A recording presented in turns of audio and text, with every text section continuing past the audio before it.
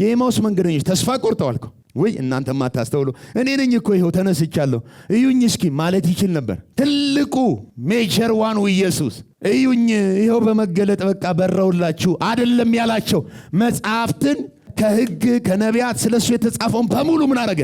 ተረጎመላቸው። እየተረተረ ያስተማራቸው ምኑ ነው? መጽሐፉን። ኢየሱስ በደንብ ስሙኝ፣ በመገለጥ እንድታውቁት አይፈልግም። ሌሊት መጥቶ ዳሰሰኝ ምናምን በደንብ ስሙኝ። የዳሰሰህን እዚህ ውስጥ ፈልግ፣ ወይም ደግሞ በሚነግር መልእክት በመጽሐፍ ምን ተብሏል አሁን ያረከው ነገር ብለህ ቼክ። የትኛውም ልምምድ እዚህ ላይ መቆም አለበት። የእግዚአብሔርን ነገር በነቢያት ሊሆን ይችላል፣ በህልም ሊሆን ይችላል፣ በራእይ ሊሆን ይችላል። በተለያየ መንገድ አማኝ ይለማመዳል። የምትለማመዱት ልምምድ ግን ይህንን አይተካም። የትኛውም ልምምዳችን ከቃሉ በታች ነው። የትኛውም የሰዎች ልምምድ ከቃሉ በታች ነው።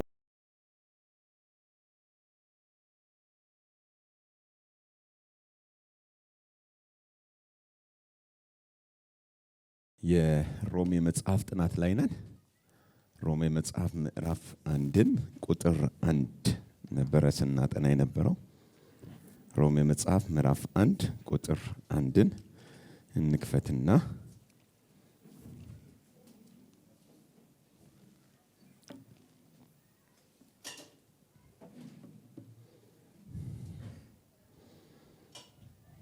ኦኬ፣ አንድ ላይ ጮክ ብለን እናንብበው። 1 3 ሐዋርያ ሊሆን የተጠራ የኢየሱስ ክርስቶስ ባሪያ ጳውሎስ በነቢያቱ አፍ በቅዱሳት መጽሐፍ አስቀድሞ ተስፋ ለሰጠው ለእግዚአብሔር ወንጌል እንድገመው። ሐዋርያ ሊሆን የተጠራ የኢየሱስ ክርስቶስ ባሪያ ጳውሎስ በነቢያቱ አፍ በቅዱሳት መጽሐፍ አስቀድሞ ተስፋ ለሰጠው ለእግዚአብሔር ወንጌል አንዴ እንድገመው። ሐዋርያ ሊሆን የተጠራ የኢየሱስ ክርስቶስ ባሪያ ጳውሎስ በነቢያቱ አፍ በቅዱሳን አንድ አስቀድሞ ተስፋ ለሰጠው ለእግዚአብሔር ወንጌል ተለየ። ሃሌሉያ። ኦኬ፣ ሮሜ መጽሐፍን ከዚህ በፊት 3 ሳምንት አሳልፈናል። ዛሬ 4ኛ ቀናችን ነውና ባለፈው ሳምንት ስናይ ባሪያ የሚለውን የክርስቶስ ኢየሱስ ባሪያ የሚለውን ነበረ አጥንተን የተለያየ ነው። ዛሬ በቅዱሳት መጽሐፍት ለተነገረለትና በነቢያትና በቅዱሳት መጽሐፍ አስቀድሞ ተስፋ ለሰጠው ለእግዚአብሔር ወንጌል ምን አለ? ተለየ። ስለ ቅዱሳት መጽሐፍትና መጽሐፍ ቅዱስ አስቀድሞ ስለሰጣቸው ትንቢታዊ መልእክቶች እናያለን። ጳውሎስ ስለተለየበት ወንጌልና ስለዳነበት ደግሞም ሐዋርያ ሆኖ ስለሚያገለግልበት ስለዚህ መጽሐፍ ሲናገር፣ ስለዚህ ወንጌል ሲናገር ወንጌሉ በእኛ በምድራችን ላይ ከዚህ በፊት አስታውሳለሁ እኔ ጌታን በተቀበልኩበት ወራቶች ላይ አንድ የተሳሳተ መልእክት ነበር። ምንድነው እሱም? ከኮርኒስ ላይ ብር ያዘንባሉ ጴንጤዎች፣ በገንዘብ ኃይል ነው ሰውን እያሳመኑ ወደ ራሳቸው የሚወስዱት የሚል ደግሞም ይሄ የምታመልኩት ይሄ አሁን ምን ታመልኩት ወንጌሉ ወይም ደግሞ ኢየሱስ በስንዴ እርዳታ የገባ የፈረንጅ ሃይማኖት ነው ይባል ነበር። አሁን ይኑር አይኑር አላቅም። ያ አምናለሁ፣ ግን ሰይጣን ሁሌ ውሸት ስለማያቆም አሁንም አለ ወይ መልኩን ቀይሮ በሌላ መልኩ ደግሞ ያሳድዳል። አሁንም እንግዳ መጤ እና ድንገተኛ ወንጌል እንደሆነ አድርጎ የሚነገር ወሬ ወይ አሉባልታ። ሐዋርያው ጳውሎስ ደግሞ የዚህን አይነት አመለካከት የሚመታበት ሐሳብ ነው። ወንጌሉ አለ እኔ የፈጠርኩት አይደለም፣ ደግሞም በሰዎችና በሁኔታዎች የተመሰረተ አይደለም። ወንጌሉ አስቀድሞ በነቢያት አፍ የተነገረ በቅዱሳት መጽሐፍ ደግሞ ምን ያለ ነው? የተጻፈ ነው። ሃሌሉያ። ወንጌላችን ምን አይነት ነው? በነቢያት አፍ ምን ያደረገ? እስኪ የተነገረ በሉኝ። የነቢያት አፍ የተናገረው ነው። ደግሞ በቅዱሳት መጽሐፍ ደግሞ ምን የተደረገ? የተጻፈ ነው። ስለዚህ መጤ ሳይሆን ከጥንት የነበረ ነው። ሄሎ። ስለ ወንጌል እግዚአብሔር ከዘላለም ዘመናት በፊት ጀምሮ በይበልጥ ደግሞ ዘፍጥረት ምዕራፍ 1 ጀምሮ ሲናገር ነበር። ስለ ወንጌል እግዚአብሔር ተናግሯል። ዝም ያለበት ቦታ ያልተናገረበት ቦታ አልነበረም። ለመነሻ እንዲሆነኝ ከዚህ ሐሳብ ጋር መሄድ የዕብራውያን መጽሐፍ ምዕራፍ 1 ቁጥር 1 ጀምረን እንክፈትና ዕብራውያን ምዕራፍ 1 ቁጥር 1 ላይ ስሙት ምን እንደሚል ከጥንት ጀምሮ እግዚአብሔር በብዙ አይነትና በብዙ ጎዳና ለአባቶቻችን በነቢያት ተናግሮ ሁሉን ወራሽ ባደረገው ደግሞም ዓለማትን በፈጠረበት በልጁ በዚህ ዘመን መጨረሻ ላይ ለእኛ ተናገረን። ኦኬ። ስለ መሲህ ወይም ስለ አዳኝ ስለ ወንጌል እግዚአብሔር ከጥንት ጀምሮ ነው የሚለን የዕብራውያን ጸሐፊ። እንግዲህ የዕብራውያን መጽሐፍ ለዕብራዊ ሰዎች 39ኙ የብሉይ ኪዳን መጽሐፍ እጃቸው ላይ ላለ አካል ነው እየጻፈ ያለው እና ሲጽፍ አስቀድሞ 39ኙን ታናክ የሚባለውን የብሉይ ኪዳን መጽሐፍ እጃቸው ላይ ያለ ሰዎች ወደ ክርስቶስ ኢየሱስ በወንጌል እንዲዞሩለት ሲፈልግ ምን አድርጎ ነው የሚያቀርበው? የዕብራውያን ጸሐፊ እግዚአብሔር ከጥንት ጀምሮ ነው የሚለው። ከጥንት ጀምሮ፣ ዛሬ ሳይሆን መቼ? ከጥንት ጀምሮ ምን ይል ነበረ? ይናገር ነበር፣ ይተነብይ ነበር፣ ቃል ያወጣ ነበር። ዝም ብሎ አያውቅም እግዚአብሔር። ከጥንት ጀምሮ ለአባቶቻችን በብዙ አይነት በብዙ ጎዳና በነቢያት ለአባቶቻችን ምን ብሏል? ተናግሯል። ጥያቄው እግዚአብሔር ተናግሯል አልተናገረም ሳይሆን እግዚአብሔር ተናግሯል፣ ምንም ጥያቄ የለንም። ግን ስለምን ተናግሯል ነው። የእግዚአብሔርን ቋንቋ መለየት ኢምፖርታንት ስለሆነ ከዘፍጥረት ጀምሮ የእግዚአብሔር ዓላማ፣ የእግዚአብሔር ድምፅ፣ የእግዚአብሔር መልእክት አንድና አንድ ነው። የዕረፍት ወንጌል በክርስቶስ ኢየሱስ ተሰርቶ አልቆ ሰዎች ሁሉ ስለሚድኑበት ስለ ቤዛነቱ ሥራ ነው የሚናገረው። የመጽሐፍ ቅዱስ ዋነኛ መልእክት ወይም ደግሞ አንኳር ሐሳቡ ሰዎች ስለሚድኑበት መንገድ ብቻ ነው የሚያወራው። ከዘፍጥረት ጀምሮ እስከ ራእይ ድረስ የቤዛነቱን የፈቃዱን ምስጢር የሚገልጠው በቤዛነት ሥራ ውስጥ የሚሆነውን ለሰው ልጆች የሚደርሰውን ስጦታ ነው። ይህንን ስጦታ ሰዎች ድንገትና መጤ ሆኖባቸው እንግዳ እንዳይሆኑ ከጥንት ጀምሮ እግዚአብሔር አንደኛ መንገዱ ይለያያል። በብዙ አይነቶቹ ይለያያሉ። ደግሞ በብዙ ጎዳና ለአባቶቻችን ምን ብሏል? ተናግሯል። ለምሳሌ ከተናገረበት ጎዳና ወይም መንገድ አንዱ የናስን እባብ በመስቀል ላይ መስቀል ነው። የናስን እባብ መስቀል ላይ መስቀል በነ ሙሴ ዘመን ምድረ በዳ ላይ በናስ እባብ ሰርቶ መስቀል ትርጉም የለውም። ግን ደግሞ አንዱ ጎዳናና መንገድ ነው የተናገረበት። ኢየሱስ ሲመጣ ምን አለ? የሰው ልጅ ሙሴ በምድረ በዳ እባብ እንደሰቀለ እንዲሁ የሰው ልጅ ይሰቀል ዘንድ ምን ይላል? ይገባዋል። ይህንን ኢየሱስም ከብሉይ ኪዳን ምን ሲያደርግ ታገኙታላችሁ? ሲጠቅስ ታገኙታላችሁ። ስለዚህ ሊገለጥ ያለውን ሊሰራ ያለውን ወንጌል አስቀድሞ እግዚአብሔር በነቢያቱ አፍ በቅዱሳት መጽሐፍ ምን ያደረገው ነው? ያስጻፈው ነው። የመጀመሪያዋ ቤተ ክርስቲያን ሐዋርያቶች መልእክታቸው ኢየሱስ ነው። የሚሰብኩት የክርስቶስን ትንሣኤ ነው። ግን ደግሞ የዕብራውያን ሰዎች ይከራከሯቸው ነበር። በፍጹም ውሸት ነው፣ ኢየሱስ የሚባል አልመጣም፣ ወይም ደግሞ እናንተ የምትሰብኩት ኢየሱስ እሱ ሐሰተኛ ነው፣ በወንጀሉ የተሰቀለ ነው የሚል ተከራካሪ አለ። ግን ለሚከራከሯቸው ሰዎች ቆይ አንዴ ሮሜ ምዕራፍ 8 አይሉም። የሚጠቅሱት ከየት ነበር? ከብሉይ ኪዳን መጽሐፍ ጠቅሰው ስለ ክርስቶስ ይሰብኩ ነበር። ሄሎ ዛሬኛ ገላትያ አለን፣ ሮሜ አለን፣ ኤፌሶን አለን፣ ቆሮንቶስ አለን። የአዲስ ኪዳን መጽሐፍቶች በሙሉ ኢቭን የኢየሱስን ታሪክ ጨምሮ ተሰጥቶናል። የሐዋርያት ዘመን ላይ ግን የመጀመሪያው ቤተ ክርስቲያን መጽሐፍ እኛ ያለን አይነት የአዲስ ኪዳን መጽሐፍ ተጽፎ አልነበራቸውም። የነበራቸው የብሉይ ኪዳን መጽሐፍ ነው። ግን ከነቢያት እየጠቀሱ ክርስቶስን ይሰብኩታል። ሄሎ ስለዚህ ፖል ወዴት ነው ሄደው? ተገለጠልኝ፣ በራልኝ፣ በጣም የሚገርም ነው፣ እኔ ያየሁትን ልታዩት አትችሉም ከሚል ወጥቶ የበራለትን የተገለጠለትን መጽሐፍ ውስጥ ነበር የሚፈልገው። ሄሎ አንደኛ ቆሮንቶስ ምዕራፍ 15 ስሙት ምን እንደሚል። አንደኛ ቆሮንቶስ ምዕራፍ 15 ቁጥር 1 ጀምሮ። አንደኛ ቆሮንቶስ ምዕራፍ 15 እሺ ወንድሞቼ ሆይ ስሙት፣ የሰበኩላችሁን ደግሞም የተቀበላችሁትን። ኦኬ ፖል ሰብኮላቸዋል፣ መልእክቱን አድርሰዋል። ደግሞ ምን ያላችሁትን? የተቀበላችሁትን በእርሱም ደግሞ የቆማችሁበትን በእርሱም ደግሞ ምን ያላችሁት? ኦኬ ተቀብለውታል ማለት ልክ ሲቀበሉት ድነዋል። መዳን የመጀመሪያው ስቴፕ ነው በወንጌል ውስጥ። አንድ ሰው ክርስቶስ ሲሰበክለት ከተቀበለ ዳነ። ቀጥሎ ደግሞ የዳናችሁበትን ወይም የተቀበላችሁትን አንድ ደግሞ የቆማችሁበትን ይላል። ስለዚህ ከዳኑም በኋላ ሰው የሚቆመው በወንጌል ነው። የሚድነው በወንጌል ነው። የሚቆመውም በወንጌል ነው። የሚጸልየው በወንጌል ነው። የሚያገለግለው በወንጌል ነው። የሚመላለሰው መንገዱ ሁሉ ምን ላይ የቆመ ነው? እስቲ ወንጌል በሉኝ።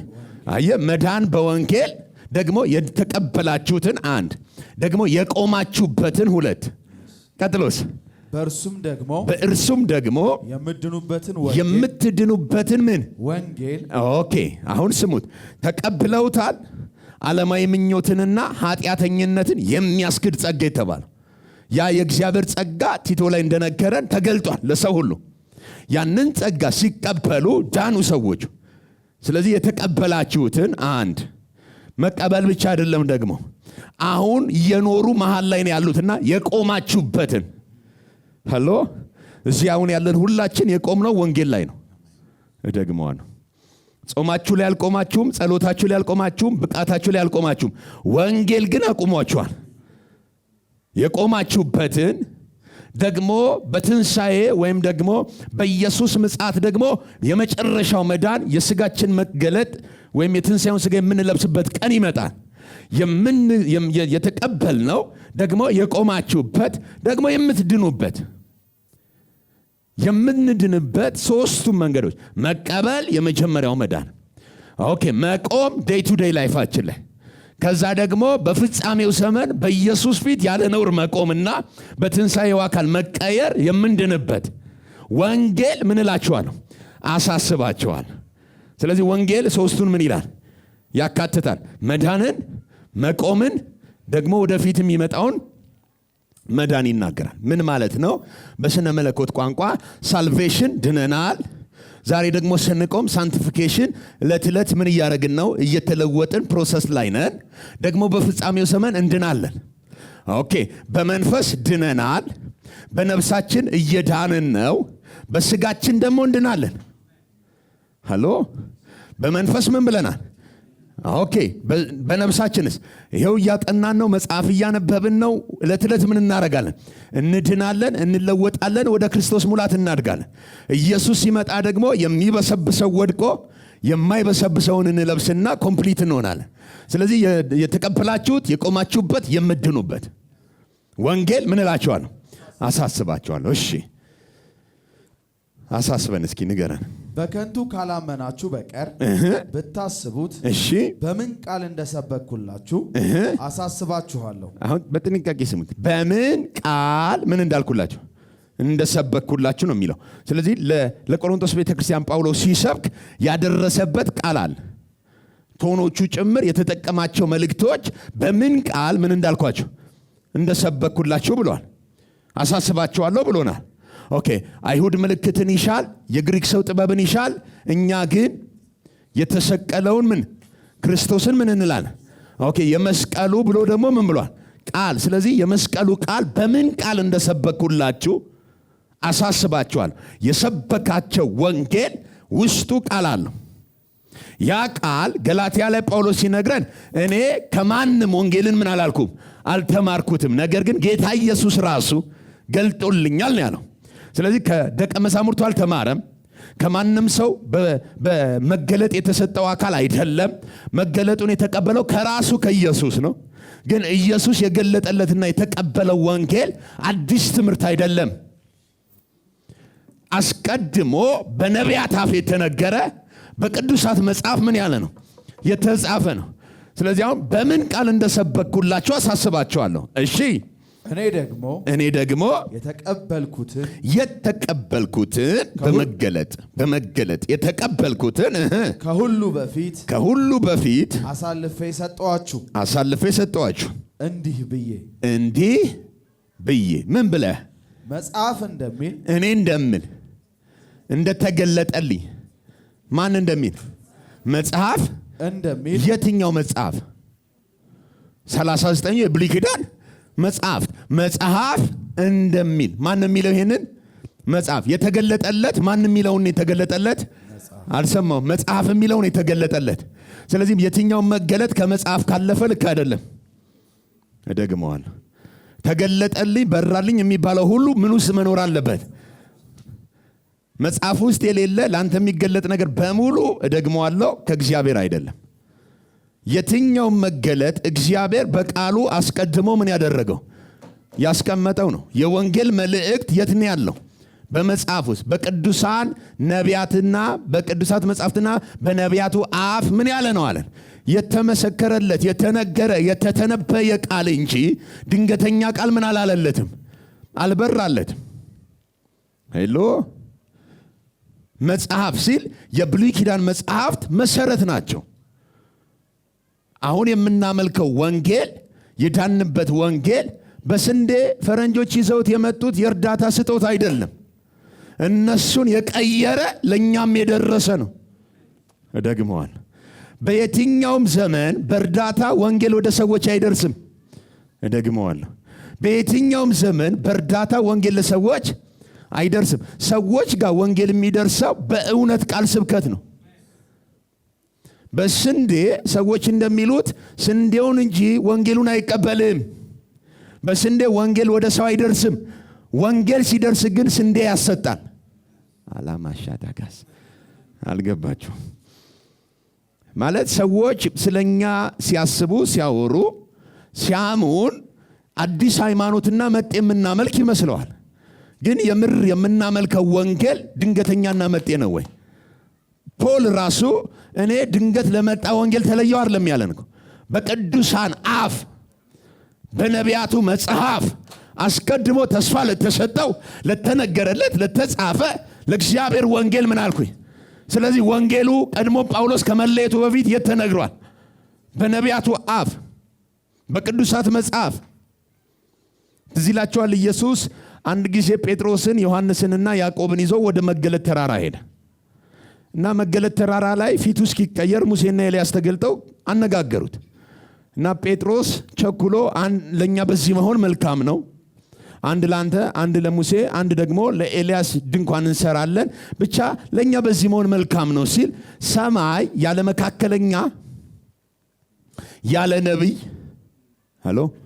ያለ መካከለኛ ደግሞም ያለ ነብይ የሆነን ሰው ሳያስነሳ ድምጽ መጣ። የመጣው ድምጽ እንዲህ የሚል ነበር፣ የምወደው ልጄ እርሱ ነው፣ እርሱን ስሙኝ። ይህንን ቃል ያወጣው የሆነ ተቀባይ ብሎ የተነሳ ነብይ አይደለም፣ እግዚአብሔር ራሱ ነው። ልድገመው፣ ራሱ እግዚአብሔር ነው። ያንን ሲነገር ሰምተዋል እነ ጴጥሮስ ሰምተው የኢየሱስን መገለጥ አይተው ፊቱ ሲቀየር አይተው ከዛ ወድቀው ሙሴና ኤልያስም በቃ እሱን ስሙት ብለው እነሱም ሄዱ። ብቻውን ነበር የቀረው ከመገለጡ በኋላ። ኢየሱስ አስነስቶ በሉ ሁለተኛ ለማንም ሰው ምን እንዳትናገሩ፣ ምክንያቱም ከትንሣኤ በኋላ የሚሆነውን የሚገባበትን የክብር ዓለም አስቀድሞ ነው ፊቱ ሲቀየር ያዩት። ለማንም ሰው ምን እንዳትናገሩ አላቸው። ጴጥሮስ ግን መልእክቱን ሲጽፍ እንደዚህ አለ፣ ከዛ መገለጥ ተራራ ላይ ነበርኩኝ አብሬው። እዛ ከእግዚአብሔር ዘንድ ክብር ሲመጣለት ምስጋና ሲመጣለት ነበርኩኝ፣ ሰምቻለሁ። የት? መገለጥ ተራራ ላይ የምወደው ልጄ ሲል ሰምቻለሁ። ይሁን እንጂ ከዚህ ሁሉ ከየትኛው በመገለጥ ያለ ነብይ የተነገረ ቃል አለኩ ስለ ኢየሱስ የምወደው ልጄ እሱ ነው፣ እሱን ስሙት የሚለው። ይሁን እንጂ አለ ከዚህም ይልቅ የጸና የትንቢት ቃል አለን፣ የጸና የብሉይ ኪዳን መጽሐፍ አለ። ስለዚህ ስለማወራው ኢየሱስ እያለ ነው ጴጥሮስ። መገለጥ ተራራ ላይ ትንቢት ሲመጣለት ሰምቼ አይደለም፣ ነቢያት የተናገሩት ሆኖ አግኝቼው ነው። መጽሐፍ ስለሱ የመሰከሩለት ሆኖ አግኝቼው ነው። የመጽሐፍ ዋነኛ ጭብጡ ጌታ ኢየሱስ ይባላል። እስኪ ጴጥሮስ ምን እንዳለ ሌላ ቦታ ላይ አንደኛ ጴጥሮስ ምዕራፍ 1 ስሙት ምን እንደሚል። አንደኛ ጴጥሮስ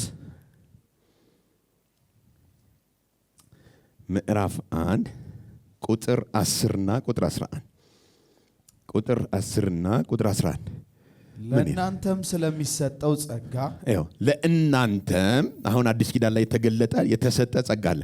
ለእናንተም ስለሚሰጠው ምን ጸጋ ትንቢት የተናገሩት ነቢያት ምን የተናገሩ ትንቢትን የተናገሩ ምኖች የተገለጠው የተሰጣቸው ጸጋ እኮ ክራይስት ነው።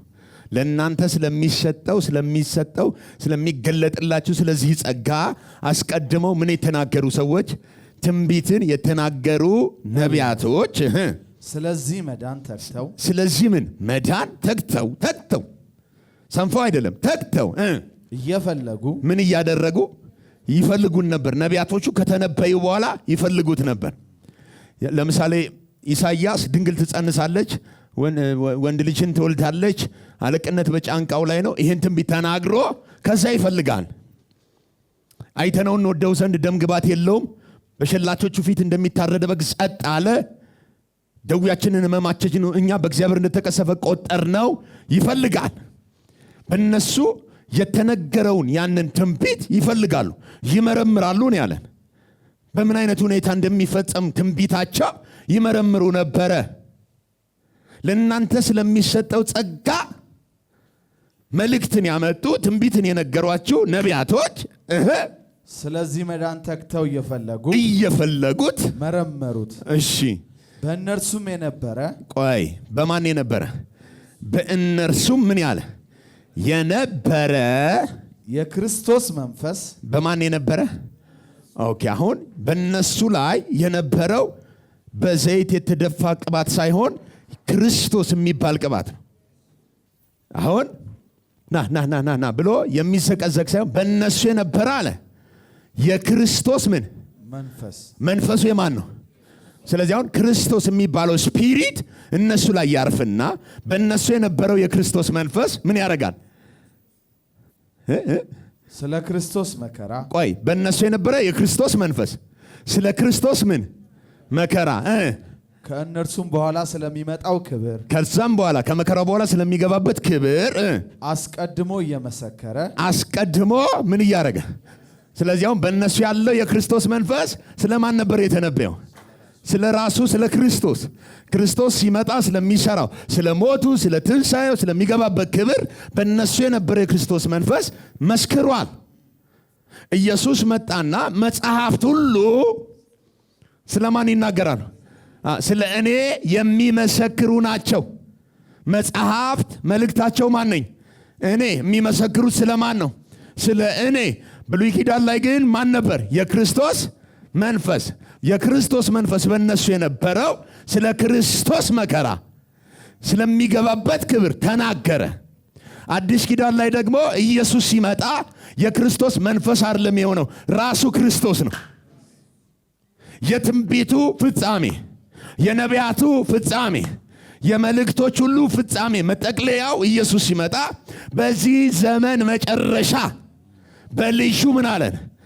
በፊትስ በነቢያት አሁንስ በመጠቅለያው በመደምደሚያው ሁሉም በሚጨርሰው በልጁ ምን አደረገን? ስለዚህ አሁን የብሉይ ኪዳን መጽሐፍት በሙሉ የክርስቶስ መንፈስ ነበረባቸው።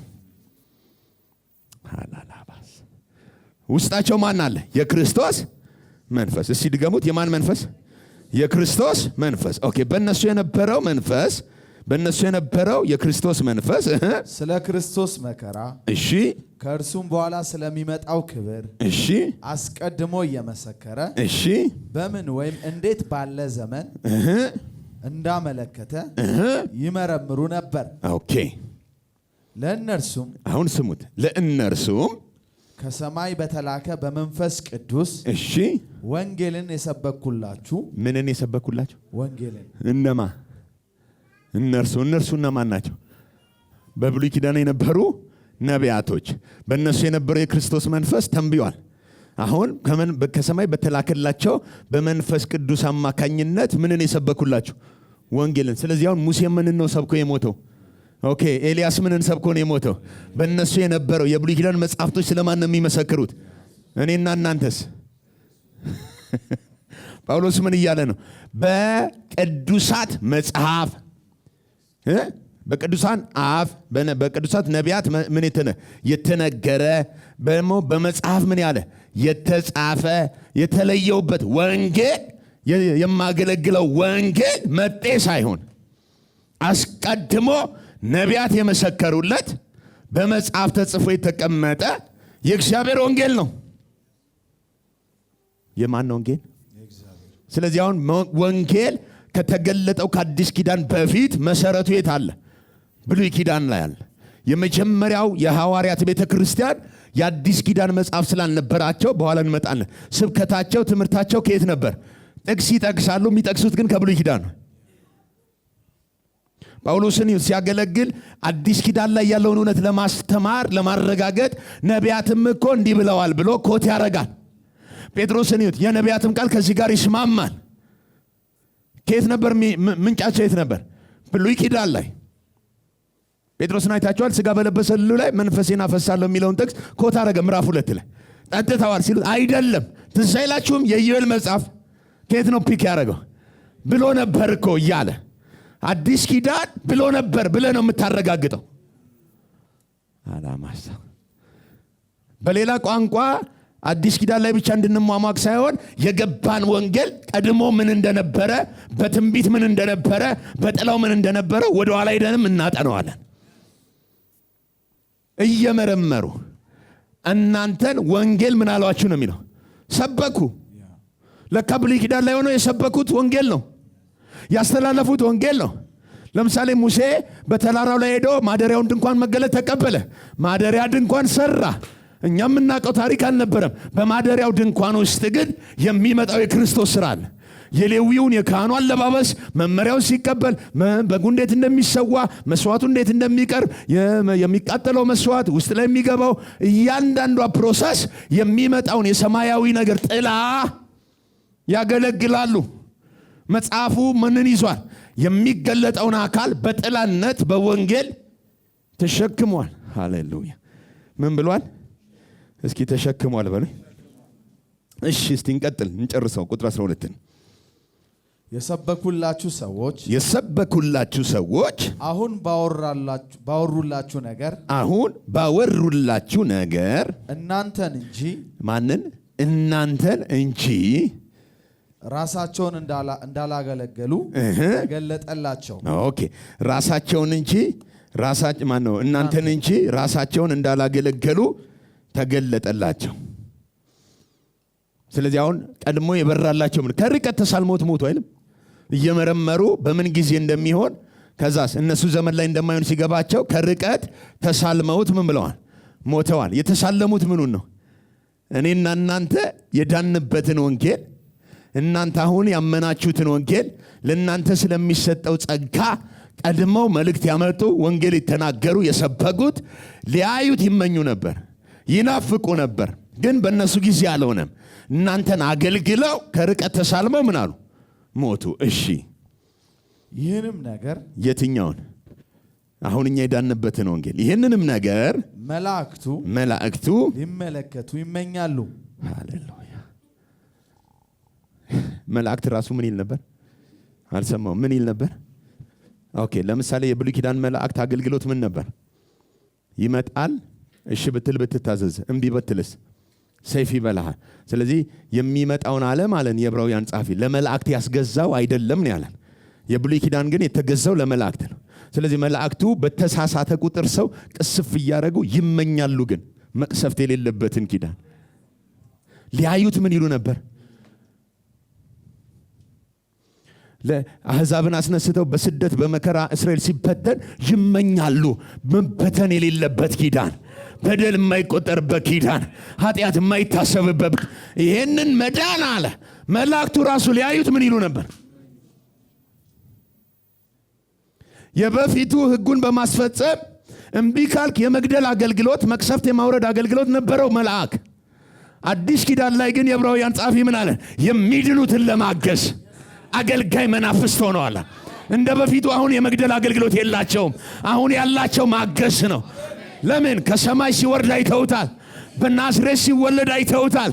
እየበረሩ መጥተው እነሆ በዳዊት ከተማ ንጉሥ መሲህ ምን ተብሏል? አመሰሩት። የመጀመሪያው አብሳሪዎች ናቸው። ሊያዩት ምን ይሉ ነበር? ይመኙ ነበር፣ ይናፍቁ ነበር፣ ይጠባበቁ ነበር። ድንግል ትጸንሳለች፣ መልእክቱ የክርስቶስ መንፈስ ነው። እነሱ ደግሞ ድንግል ጸንሳ ምናምን እንዴ ትጸንሳለች፣ ናፍቆት ነበራቸው። አንድ ቀን ቀኑ ደርሶ ልክ ማርያም ስትወልድ የተባለው ምን አለ? እነሆ መድኃኒት የሆነ ክርስቶስ እሱ ምን ብሎላቸዋል? አይታቸዋል። ችኮላቸው፣ ደስታቸው ለማብሰር ሲዝኑ ተቀይሯል። መላእክት ራሱ ምን ይሉ ነበር? ይናፍቁ፣ ይመኙ ነበር። ለምን እንደሚመኙ ታውቃለህ? የወደቀው መልአክ እየመጣ ይከሳቸዋል። የወደቀው መልአክ ሁልጊዜ የሰዎችን ሕይወት ሲያጠፋ ያዩታል። ይናፍቁ ነበረ። ከነሱ የሚበልጠው መጥቶ በሰማይ ያበላሸውን ዓለም የሚዋጅ ደም ይዞ የሚገባ የሰማያዊን ነገር ጥላ እያዩ ይናፍቁ ነበር። መቼ ነው እያሉ ይናፍቁ ነበር። ቀን ደርሶ ሕፃኑ በተወለደ ጊዜ ወደ እግዚአብሔር ወደ ዙፋኑ ሲሄድ ደም ይዞ ነው የሄደው። ያኔ እነ ሚካኤል መጡና ስማ አሉት፣ ከዚህ በኋላ ደም መጥቷል። ቅዱስ የሆነ ደም፣ ምድራዊ ያልሆነ ደም፣ ከሰማይ የሆነ ደም። ስለዚህ በበጉ ደምና በምስክራቸው ቃል ምን አረጉት? አየ ጠላትን ያሸነፉት። ሄሎ ናስ ይዋጣል ምናምን ብለው አይደለም፣ ደሙ ነው ለነሱ ራሱ ጉልበታቸው። ይናፍቁት ነበር። ሰው እንዲድን እየተመኙ ግን ማዳን አይችሉም። ለምን? የሚያድን መላእክት ዓለም ላይ የለም። የሚያድነው ከሥላሴ ጉባኤ ነው የሚመጣው። ከርቀት እየተመኙ ምን ያደርጉ ነበር? ይህንን መዳን መላእክቱ እንኳን ሊያዩት ምን ይሉ ነበር? ይመኙ ነበር። ታውቃለህ፣ መላእክት የተመኘውን ነገር አንተ ሳትመኝ ነው የገባው። ሃሎ ምንም አላዋጣ ድንቡሎ ኢቭን ትንቢቱ የለ፣ ግን ሰተት ብለን ገብተናል። እስቲ ገብቻለሁ ይበለኛ። የት ነው የገባው? እዚህ መዳን ውስጥ፣ እዚህ ማምለጥ ውስጥ። መላእክት በደንብ ስሙኝ። ሐዋርያው ጳውሎስ ሲናገር ገላትያ ምዕራፍ 1 ላይ እኔም ብሆን አለ፣ ቀጥሎ ደግሞ የሰማይ መልአክም ቢሆን አሁን ከሰበኩላችሁ ወንጌል የሚለየውን ማንም ቢሰብክ መልአክ ይሰብካል ማለት ነው። ኦፍ ኮርስ የማይሰብክ ቢሆን ሰማይ መላእክትም ቢሆን አይልም ነበር። ግን ዕብራውያን አይሁዳውያን ያውቃሉ። መልአክ በራልኝ፣ መልአክ አየሁት፣ ክንፍ አለው ምናምን፣ ጠብቀኝ ቆይ መስዋዕት ላቀርብ የሚባል የመላእክት አገልግሎት አብዝተው ይወዳሉ ዕብራውያን።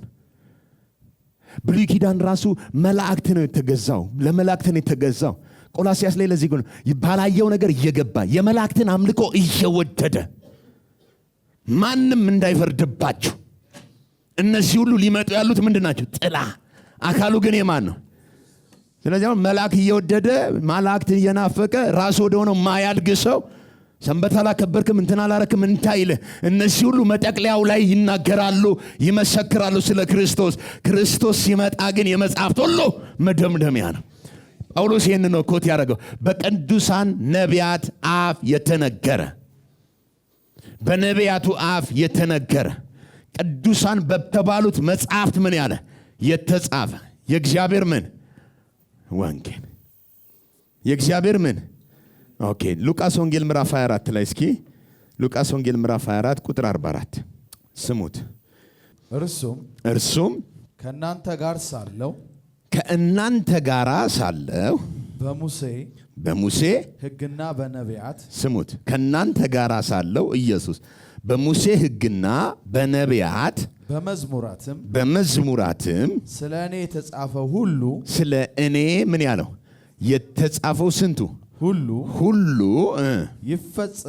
ይፈጸም ዘንድ ይገባል ብዬ የነገርኳችሁ ቃሌ ይህ ነው አላቸው። ኦኬ። ስለዚህ ኢየሱስ ምን ብሏል? በሙሴ ሕግና በነቢያት ስለ እኔ የተጻፈው ሁሉ ይፈጸማል ብሎ ምን ብሎ ነበር? ሰብኮ አስተምሮ ነበረ። ነቢያት እንደገና ደግሞ የሙሴ ሕግ ስለማን ተንብየዋል ማለት ነው? ስለ ክርስቶስ። ኢየሱስ ደግሞ ስለማን ነበር የነገራቸው? ስለ እኔ የተናገሩት የመሰከሩት ሁሉ ሊፈጸም ይገባል ግድ ነው ብዬ ነግሬያችሁ ነበር። ኦኬ። በዚያን ጊዜም መጽሐፍትን ያስተውሉ ዘንድ መጽሐፍትን ምን ይሉ ዘንድ? የትኛውን መጽሐፍ? የብሉይ ኪዳን ታናክ የሚባለው 39ኙን መጽሐፍትን ምን ይሉ ዘንድ ያስተውሉ ዘንድ አእምሯቸውን ምን አረገን? ኦኬ የከፈተላቸው አእምሯቸው ነው። ግን አእምሯቸው ሲከፈት ምንድነው የሚያስተውሉት? ቆይ በጥንቃቄ ስም ወይ ኢየሱስን አገኘሁት ነካሁት ብለህ በሱ ሰርፕራይዝ እንድትሆን አይደለም። ወዴት ነው የመራቸው? መጽሐፍ ውስጥ ነው የመራቸው። ማቴዎስ 24ን በጥንቃቄ አጥኑት። ከነሱ ጋር አብሮ እየሄደ ማን ነው ባክህ እስቲ አልገባኝም ምን ሆኖ ነው ተፈጥሮ ነው እያለ ስለ ኢየሱስ ክርስቶስ ሞት ትንሣኤ በወንጀለኞች እጅ ታልፎ እንዴት እንደተሰጠ እኛ ግን ከእስራኤልን ይቤሻል ብለን አምነነው ነበር ብለው የኤማውስ መንገደኞች ተስፋ ቆርጠዋል እኮ። ወይ እናንተ ማታስተውሉ እኔ ነኝ እኮ ይኸው ተነስቻለሁ እዩኝ እስኪ ማለት ይችል ነበር። ግን ስለ ክርስቶስ ኢየሱስ በብሉይ ኪዳን የተነገረውን መጽሐፍ እያወጣ ምን አረገላቸው? ኢየሱስ በደንብ ስሙኝ፣ በመገለጥ እንድታውቁት አይፈልግም። ቆይ ስሙኝ፣ ሌሊት መጥቶ ዳሰሰኝ ምናምን በደንብ ስሙኝ። የዳሰሰህን እዚህ ውስጥ ፈልግ። አይ እንግዲህ አይ ነው ብዙዎች እንደሱ በራእይ የሚያምኑት ነገር አለ። ይሄ ለነሱ ትይቸዋለሁ። ይመተው ከዳሰሰህ እንኳን የዳሰሰህን ሰውዬ እንደሱ አይነት አገልግሎትም ካለው ወይም ደግሞ በሚነግር መልእክት በመጽሐፍ ምን ተብሏል አሁን ያረከው ነገር ብለህ ቼክ። ትልቁ ሜጀር ዋኑ ኢየሱስ እዩኝ ይሄው በመገለጥ በቃ በረውላችሁ አይደለም ያላቸው። መጽሐፍትን ከሕግ ከነቢያት ስለሱ የተጻፈውን በሙሉ ምን አረገ? ተረጎመላቸው። እየተረተረ ያስተማራቸው ምኑ ነው? መጽሐፉን። መጨረሻ ላይ ደግሞ አይናቸውን የከፈተው ምን እንዲያደርጉ ነው? በጌታ በኢየሱስ መጽሐፍትን የምናስተውልበት የአይን መብራት ይሁን። ሄሎ የምን የአይን መከፈት? መጽሐፍትን ያስተውሉ ዘንድ አይናቸውን ምን አለ? እንዲህ ዛሬ ምሽት ይከፈት። አይኖቻችን በኢየሱስም ይከፈት። መጽሐፍን የምናስተውልበት መገለጥ ይምጣልን። በትንቢት ሳይሆን ኢየሱስን፣ በራእይ ሳይሆን ኢየሱስን፣ በስማ በለው ሳይሆን ኢየሱስን፣ በመጽሐፉ ኢየሱስን። ሄሎ የትኛውም ልምምድ እዚህ ላይ መቆም አለበት። አይታችሁታል። ጳውሎስ ራሱ ምን አለ? ከእኔ የተቀበልኩትን አሳልፌ ሰጥቻችኋለሁ እንዲህ ብዬ መጽሐፍ እንደሚል ምን ብለህ በራልኝ ብዬ አይደለም፣ እንዲህ ብዬ መጽሐፍ እንደሚል ኢየሱስ ሞተ፣ ከዛስ ተቀበረ፣ ከዛስ ከሙታን ተነሳ በሶስተኛው ቀን ማን እንደሚል ኦኬ። የተገለጠለትን ምን ላይ ነው የሰፋው? ኦኬ በየግላችን የእግዚአብሔርን ድምፅ እንሰማለን። በየግላችን የእግዚአብሔርን ሐሳብ እንረዳለን። በየግላችን የእግዚአብሔርን ነገር በነቢያት ሊሆን ይችላል፣ በህልም ሊሆን ይችላል፣ በራእይ ሊሆን ይችላል። በተለያየ መንገድ አማኝ ይለማመዳል። የምትለማመዱት ልምምድ ግን ይህንን አይተካም። ደግመዋል። የትኛውም ልምምዳችን ከቃሉ በታች ነው። ደግመዋል። የትኛውም የሰዎች ልምምድ ከቃሉ በታች ነው። ዋነኛ መመሪያችን የትኛው ነው? በህልም የምትመራ ከሆነ ማን እንደሚያሳይ ላታቅ ትችላለህ። ከስራም ብዛት ይታያል ስለሚል ተጨንቀ የዋልክበትንም ሌሊት ደግመ ልታየው ስለምትል ያፈራኸውንም ልታየው ስለምትችል ሄሎ እዚህ ጋር ግን መሰረትህን ካደረከው በቃሉ የሌለ ነገር አንተ ህይወት ላይ ኦፕሬት አያደርግም።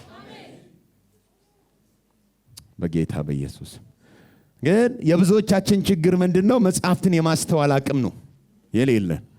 መጽሐፍትን እናነበዋለን፣ አንዳንዴ ምን እንደሚል አንረዳም። ወይም ደግሞ ማንበብ እንፈልግና ድፍስ ይልብናል። አይናቸውን ምን አረገላቸው? ይከፈት። ዛሬ ምሽት ያ ከፋቹ ዛሬም አለ፣ ከኛ ጋር አለ፣ በመንፈስ ቅዱስ አለ። ይህ ምሽት የመከፈት ይሁን፣ የአይን መብራት ይሁን። መጽሐፍትን ሁሉ የምታስተውሉበት የመገለጥ ኃይል ወደ እናንተ መጥቶ መተርጎሚያው በእናንተ ሰርቶ ከክርስቶስ ጋር ያጣብቃችሁ፣ ከራስ ጋር ያጣብቃችሁ፣ በኢየሱስ ስም ያጣብቃችሁ። ሌላ እንዳንጣበቅ ከክርስቶስ ጋር አካል እንዳንተሳሰር የሚከለክል ማንኛውም እንቅፋት ይነሳ። ቅርፊት የሆነ ነገር ይነሳ። ይሄ ጳውሎስ ቀድመው ሐዋርያት ወደሚባሉት ሄዷል። በርቶልኛል፣ የተሻለ ነገር ከእናንተ አውቄአለሁ፣ አይመለከታችሁም አላለም። በሄደበት ሁሉ እንዳያሳድዱት የገባውን የበራለትን በአካል ከጨበጡት አብረውት ከበሉ ከጠጡ ከኢየሱስ ጋር ከዋሉት ጋር መጥቶ ገለጠላቸው። ሲገልጥላቸው ከነቢያት ቃል ጋር ይስማማል፣ ከኢየሱስ ትምህርት ጋር ይስማማል፣ ከያሱት መልእክት ጋር ይስማማል። ቀኝ እጃቸውን ሰጡኝ። ሃሎ እኔ በርቶልኝ ነው ብለህ ብቻን የምትሄድ ከሆነ ልክ አይደለም። ይጅ የሚሰጡ አሉ። አልሰማሁ ምን የሚሰጡ? ምክንያቱም የእግዚአብሔር መገለጥ ለሰው ሁሉ ነው፣ ለግል አይደለም። የእግዚአብሔር መገለጥ ለትውልድ ሁሉ ነው። አንተ ጋር የሚደርስ ወንጌል ሁሉ ለሌላው እንዲደርስ ነው። አይናችን ይብራ፣ በኢየሱስ ስም ይገለጥ። ኦኬ። ከሙሴ ሕግ፣ ከነቢያት፣ ከመዝሙራት ስለሱ የተጻፈውን በሙሉ ተረጎመላቸው። መጽሐፍትንም ያስተውሉ ዘንድ ምን አረገ? አእምሯቸውን ከፈተሽ። ቀጥል። እንዲህም አላቸው። ምን አላቸው? ክርስቶስ መከራ ይቀበላል፣ ክርስቶስ መከራ ይቀበላል፣ በሦስተኛውም ቀን ከሙታን ይነሳል፣ በሦስተኛው ቀን ከሙታን ይነሳል፣ በስሙም ንስሐና የኃጢአት ስርየት ስርየት ከኢየሩሳሌም ጀምሮ፣ ስሙት፣ ከየት ጀምሮ? ከኢየሩሳሌም ጀምሮ በአሕዛብ ሁሉ ይሰበካል። በየት? በአይሁዳውያን ወይስ? የሚጀምረው ከኢየሩሳሌም ነው፣ የሚሰበከው ግን በአሕዛብ ሁሉ ነው። ምንድነው የሚሰበከው? ንስሐ እና የኃጢአት ስርየት። ኦኬ። ይሄ የት ነበረ? ክርስቶስ ይሞታል፣ በሦስተኛው ቀን ይነሳል አይደል ያላቸው? ከሙታን ይነሳል፣ በስሙም ደግሞ የኃጢአት ይቅርታ ከኢየሩሳሌም ጀምሮ በአሕዛብ ሁሉ ምን ይላል? ይሰበካል። እንዲሁ እንዲሁ ተጽፏል። እንዲሁ ምን ብሏል? ተጽፏል። ስለዚህ አሁን መጽሐፉ ይህንን ነው የሚያወራው ማለት።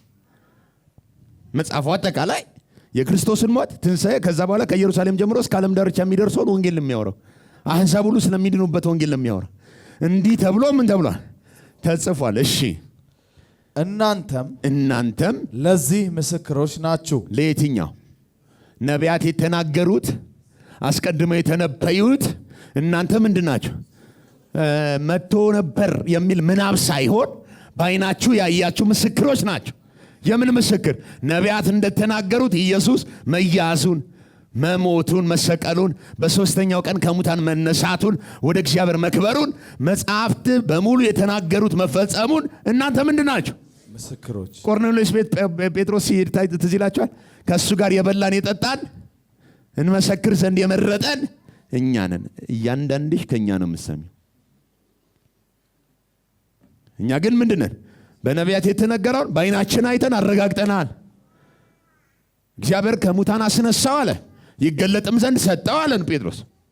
ይሁን እንጂ ለሕዝብ ሁሉ አይደለም፣ ነገር ግን አስቀድመን በእግዚአብሔር ለተመረጥ ነው፣ ለእኛ ነው እንጂ። ኢየሱስ አይታችኋል፣ ከሙታን ሲነሳ ወደ ሰቀሉት አይደለም የተላከው፣ ወደ ደቀ መዛሙርቱ ነው የተላከው። ከሞት ተነስቶ ሄዶ ቀያፋና ሐና የመጨረሻዎቹ ካህን፣ እንግዲህ ይሄ ሰው ዓለምን ሁሉ ሕዝቡን ሁሉ እያሳተ ነው፣ ዓለም ከሚጠፋ እሱ ይጥፋ ብሎ የተነበየውን አይደለም። ወደ እሱ ሄዶ አሁን አንተ ካህን ነህ፣ ይሄው መጣሁ፣ እኔስ እዚህ ነበር ማለት አላለም። 30 ብር ለከፈሉት አይደለም ሄዶ የተገለጠው፣ መቃብሩን ላስጠበቁት አይደለም ሄዶ የተገለጠው። ከሱ ጋር ለገቡ፣ ለወጡ፣ ለበሉ፣ ለጠጡ፣ አብረው ትምህርቱን ለተከታተሉ፣ ሄደው ነገ ምስክር ለሚሆኑት ለነሱ ነው የተገለጠው። እንደውም አንድ ጉባኤ ላይ ቶማስ ቀርቶ ነበርና ደንግጦ ጌታን ዛሬ ያገኘ ነው ሲሉት፣ አይ ሌሎቹ ደቀ መዛሙርት ከፍ ብለዋል በመገለጥ ኢየሱስን አግኝተው ራባሻታናማ እያሉ በስመ አብ አገኘ ነው እኮ እየተቃጠሉ ነው። እሱ ግን ጉባኤ ቀርቶ ነበርና የመገለጥ ድርቀት አግኝቶት ነበር። ምን ሲያደርግ እንደቀረ ከጉባኤው አላቅም፣ ግን ስላልቻለ ይመስለኛል ቀርቶ ነበር ብቻ። እና የቀረ ቀን ጌታ መጣ፣ ተገናኛቸው፣ አይዟቸው አትፍሩ አላቸው ምናምንና ወጥተው አየ ነው ሲሉት፣ ኧረ ዞር በለው ወደዛ። ሁሌ ከመገለጥ ጉባኤ የሚጎል ሰው ኧረ እባክህ ዞር በለው ወደዛ ነው የሚለው። ጆሮ ያለው ይስማ።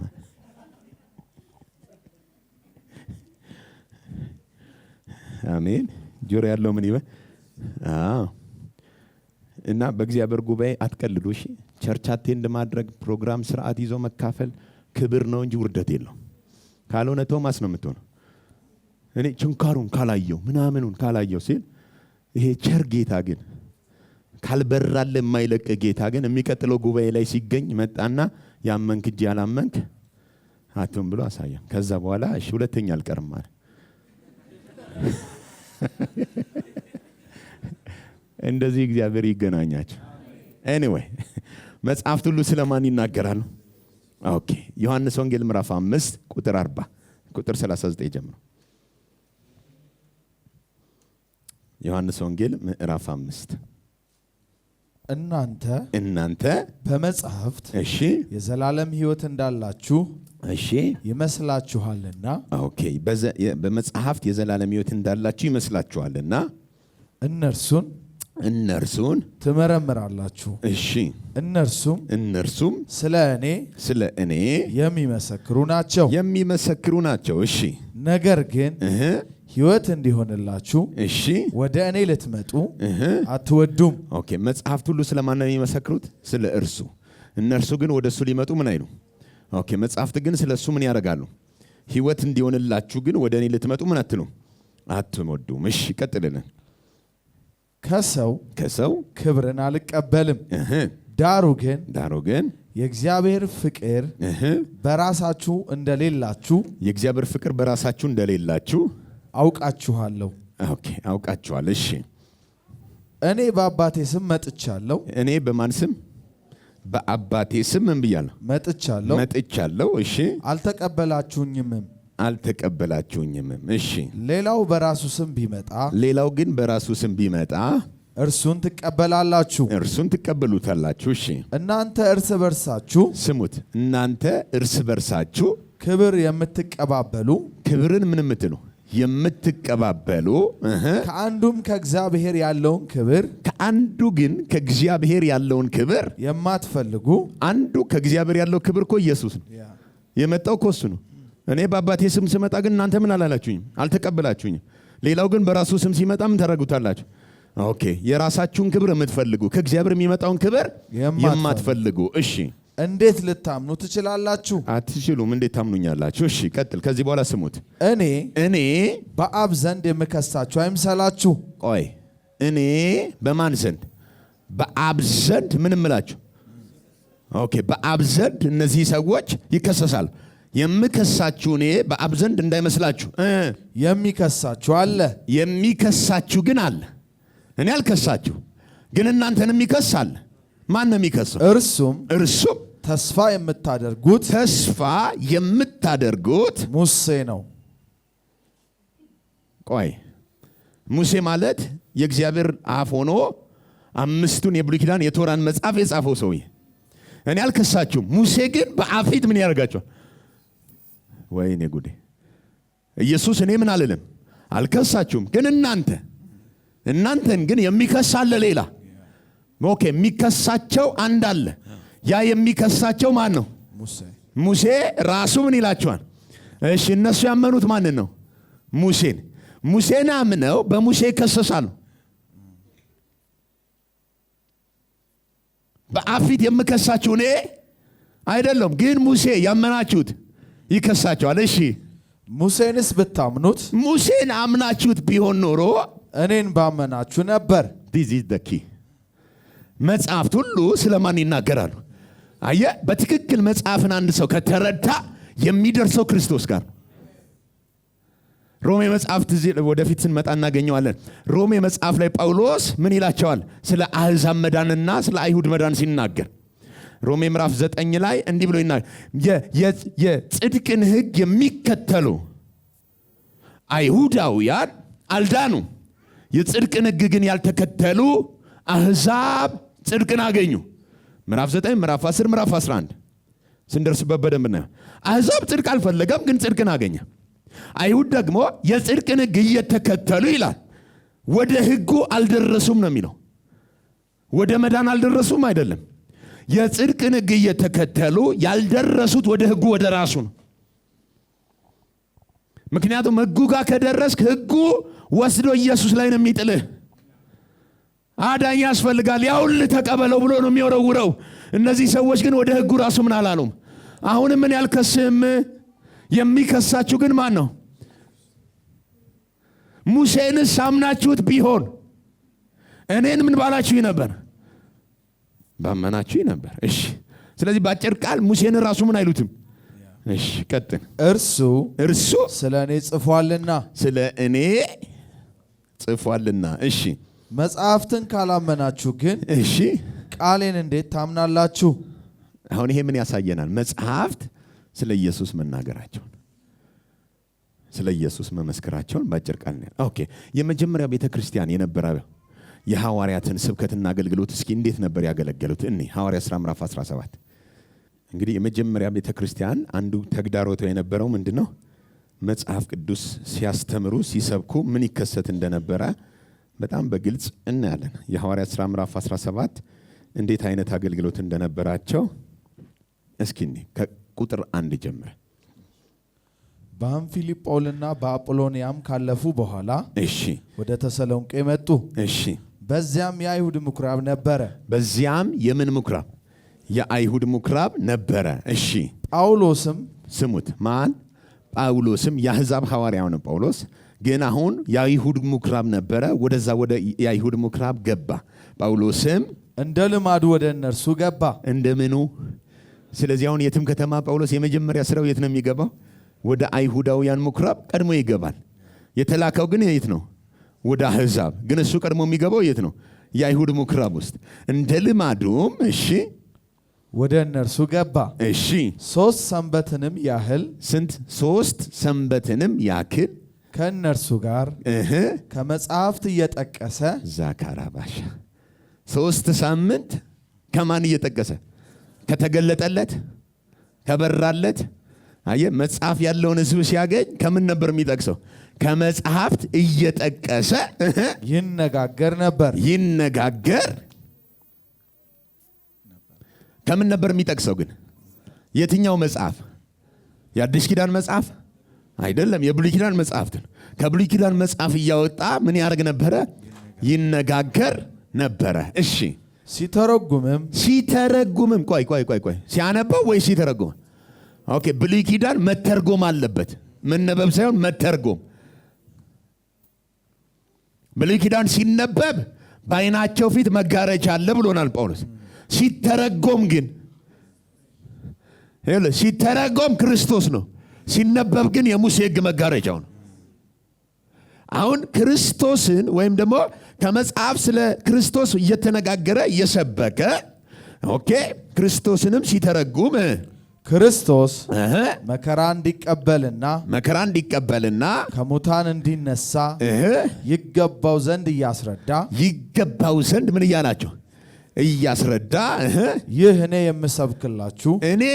የምሰብክላችሁ ኢየሱስ እርሱ ክርስቶስ ነው ይል ነበር። ለአይሁዳውያን ከምን እየጠቀሰ? ከመጽሐፍ እየጠቀሰ ሲያስረዳ እኔ የምሰብክላችሁ ኢየሱስ፣ እናንተ የምታውቁት መስቀል ላይ ተሰቅሏል የምትሉት ኢየሱስ እርሱ ምንድን ይላቸው ነበር? ክርስቶስ ነው ይላቸው ነበር። ኦኬ እሺ ቀጥል። ከእነርሱም አንዳንዶች ተረድተው እሺ ከሚያመልኩም ከግሪክ ሰዎች ብዙ ከከበሩትም ሴቶች እሺ ጥቂቶች ያይደሉ እሺ ከጳውሎስና ከሲላስ ጋር ተባበሩ። ከጳውሎስና ከሲላስ ጋር ምን አደረጉ? እሺ ቀጥል። አይሁድ ግን ማን ግን? አይሁድ ግን ሙሴን የማያምኑት አልሰማው። ማንን? ሙሴን የማያምኑት አይሁድ ግን ምን ብለው? ቀንተው ከስራ ፈቶች ክፉ ሰዎችን አመጡ። በጥንቃቄ ከማን ያመጡት? ስራ ፈቶችን ቀጠሯቸው፣ ስራ ሰጧቸው፣ አመጧቸው፣ ከፈሏቸው። ከዛስ ባይዘው አይሁድ በተቻለ ፈሪሳዊ ስፒሪት ያለው የአይሁዳዊ ስፒሪት ያለው ሰው በተቻለው መጠን አፍን እንድትዘጋ ከፍሎም ቢሆን ማስገደል ነው። የወንጌል ተቃዋሚ ስለሆነ ስፒሪቱ ራሱ የሚሰራው በመግደል ያምናል። ኢየሱስን ገድሏል፣ ነቢያቶችን ገድለዋል። ኦፕሬት የሚያደርገው ላያቸው ላይ የግደይነት መንፈስ፣ ከእግዚአብሔር የተላከን መግደል ስራቸው ነው። ማቴዎስ ወንጌል ምዕራፍ 23 ኢየሱስ ይህንን ያነሳው አባቶቻችሁ ሲገድሉ ነው የኖሩት። እናንተ ደግሞ አፋችሁን ሞልታችሁ እንዲህ ትላላችሁ፣ በአባቶቻችን ዘመን ሆነን ቢሆን ኖሮ ከነቢያት ሞት ጋር ባልተባበርን ብላችኋል። ሳታውቁት የገዳይ ልጆች መሆናችሁን መስክራችኋል። በሉ አባቶቻችሁ የጀመሩት ጽዋ አለ፣ አልሞላም። እናንተ ፈጽሙት፣ ሙሉት፣ እኔን ግደሉና አጠናቁት። አንዱ የፈሪሳዊ ስፒሪት በደንብ ስሙኝ። ወንጌል ስታወሩ ማስቆም ነው እናንተን። ከተቻለ ዝም በል ይልሃል። ካልተቻለ ግን ያንተን ስም አጥፍቶ ማስቆም ነው ፍላጎቱ። የገዳይነት መንፈስ፣ የፈሪሳዊ ስፒሪት የወንጌልን አፍ ምን ማድረግ? መዝጋት። እዩት፣ ሮማውያን ኢየሱስን ሰቅለውታል። አይሁዳውያን እንዲሰቀል አሳልፈው ሰጥተውታል። ከሙታን ሲነሳ ግን ጠርተው ደቀ መዛሙርቱ ሰረቁት ብለው የከፈሉት አይሁዳውያን ናቸው፣ ሮማውያን አይደሉም። አልሰማኸኝ? ገለው እንኳን የምተነፍስ ከሆነ ከፍለው ያዘጉን። አሁንም ይሁት ጳውሎስ ወንጌል እንዳይሰብክ ወይም ጳውሎስ የሰበከውን ነገር አምነው ሲከተሉ አንዳንዶች ቀኑ ነው የሚለው። ስፒሪቱ የቅናት መንፈስ ነው። የቃየል ስፒሪት ነው የሚሰራው በእነሱ። ቃየል ደግሞ በመግደል ነው የሚረካው፣ ወንድሙን በማጥፋት ነው የሚረካው። ግን በደንብ ስሙኝ፣ አብዛኞቻችሁ በሰላሞታችሁ የምትገቡት ወንጌል ስለማታወሩ ነው። ይቅርታ አይቀንስም መሸጫው። እስኪ ጽድቅህን አውራ፣ ቅድስናህን አውራ፣ በክርስቶስ ያለህን ወንጌል አውራ። ከሩቅ አይጀምርም። ቸርች አጠገብ ባይብል ስተዲ የሚያጠናው ነው የሚነሳብህ።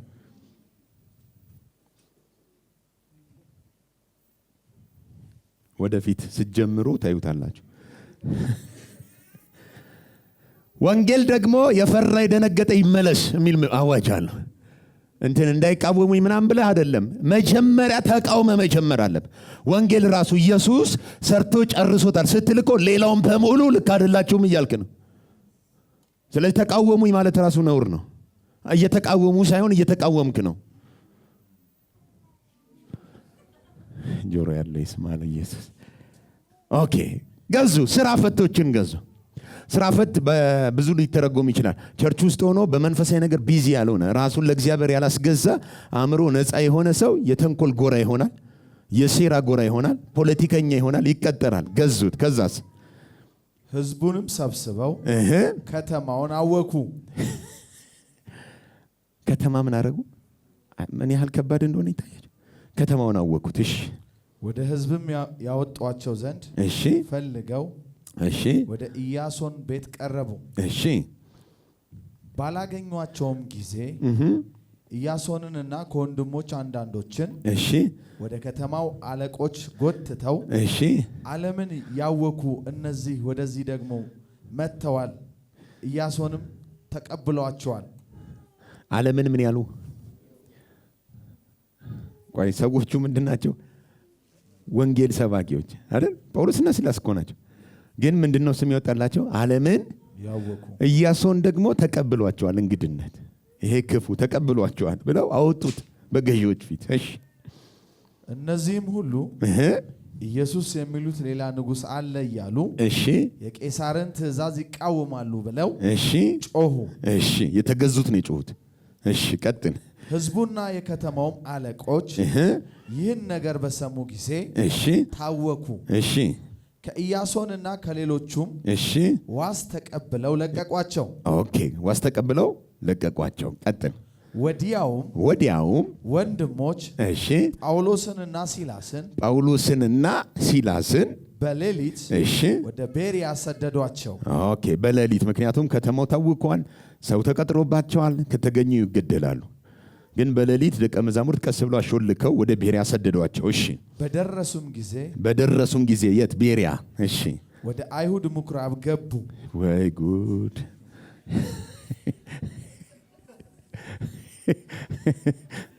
በደረሱ የትም ቦታ ይድረስ ጳውሎስ ቀድሞ የሚገባው የት ነው? ወደ አይሁድ ምኩራብ ገቡ። እሺ፣ እነዚህ ግን ስሙት፣ በተሰሎንቄ ከሚኖሩት ይልቅ በተሰሎንቄ ከነበሩት ይልቅ ልበ ሰፊዎች ነበሩና ሳካታላባዲያስ ምን አይነት ሰዎች ነበሩ? ልበ ሰፊዎች ነበሩ። በጭፍን አይቃወሙ። የቃይል መንፈስ የለባቸው። የገዳይነት መንፈስ ላያቸው ላይ ልበ ሰፊዎች ነበሩ እነዚህኞቹና ምን አደረጉ? ነገሩ እንደዚሁ ይሆንን? ነገሩ ማለትም ጳውሎስ የሰበከው ወንጌሉ ነገሩ እንደዚሁ ይሆንን? እንደዚህ እንደተናገሩት ይሆንን ብለው ዕለት ዕለት መቼ ዕለት ምን መጽሐፍትን ምን የትኛውን መጽሐፍትን የብሉይ ኪዳን መጽሐፍ ጳውሎስ ሰብኮ ሲጨርስ እውነት ይሆንን ብለው የት ነው የሚፈልጉት? ክርስቶስን የት ነበር የሚፈልጉት? መጽሐፍ። በጌታ በኢየሱስ። አሁን እኮ ገላትያ ባይኖር የግድ ዘፍጥረት ላይ ትፈልግ ነበር። ዕለት መጽሐፍትን እየመረመሩ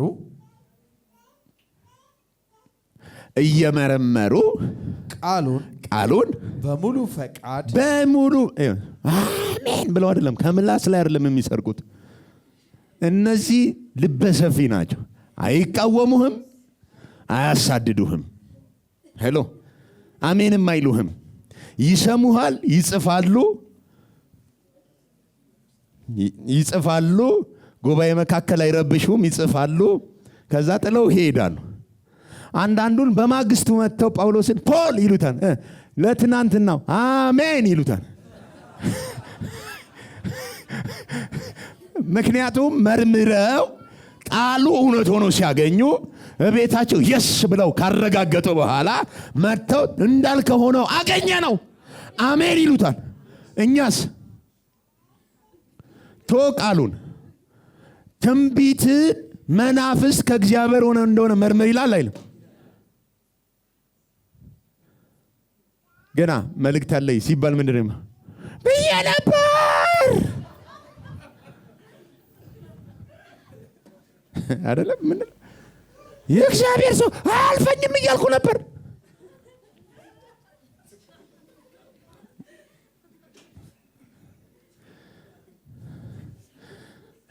ምልክት ሰተሽዋል ደግሞ ብለሽ ነበር አይደል? ዛሬ ጉባኤ ላይ እንዳታልፈኝ ብለሽ ነበር። ነግረሽኛል? አልነግርሽ።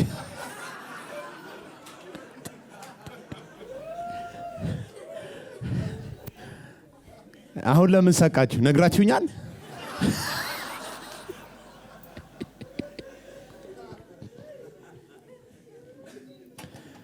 እኔ አሁን ትንቢቱ ልክ ነው ስህተት ነው አላልኩም።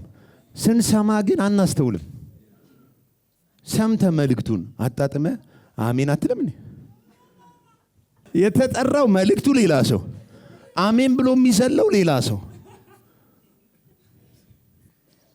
ይሄ አለማስተዋል ነው። ሶሪ አለማስተዋል ነው። ናቅ አላለም። ትንቢትን አትናቁ ብሏል። ግን ትንቢቱ ልክ ነው አይደለም በል አላለም። መንፈሱን ግን መርምር ብሏል። መንፈስን ደግሞ ለመመርመር የሚመረምረውን መንፈስ አክቲቭ ማድረግ ይጠይቃል። በእግዚአብሔር እውቀት የተሞላ መሆን ይጠይቃል። እነዚህ ሰዎች ምን አይነት እንደሆነ ወደ ቤሪያ ሲሄዱ ነው ጳውሎስ አሜን የእግዚአብሔር ሰው መጣችሁ ብለው ቀይ ምንጣፍ አላነጠፉም። ተናገር እንሰማለን አሉ። ሲጨርስስ አሜንም የለም ስህተት ነውም የለም። ጠብቀን ሄደው ዕለት ቃሉን ምን ይሉ ነበር? እንደተናገሩት ሆኖ አገኙት። ግን እነዚህ ልበሰፊዎች ናቸው። የቤሪያ ሰዎች ልበሰፊዎች ምን ነው የሚመረምሩት? ልበሰፊ ናቸው።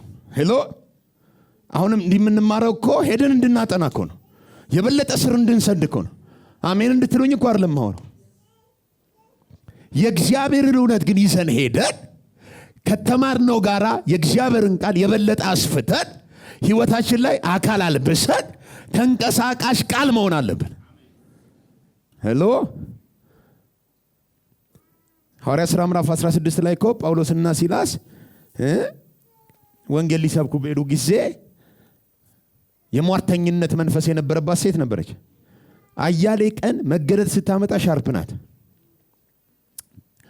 የልዑል የእግዚአብሔር ባሪያዎች ከኋላ እየተከተለች የመዳንን መንገድ የሚናገሩ የሚያሳዩአችሁ ትላለች። መልእክቱ ልክ ነው አይደለም? ሻርፕ እኮ ነው። እንደውም ሲነግረን ጌቶቿ ትርፍ ያገኛሉ። እሷ ላይ ያለው ስፒሪት ኦኬ ስሜ ኤፍሬም ነው አይደል እያለ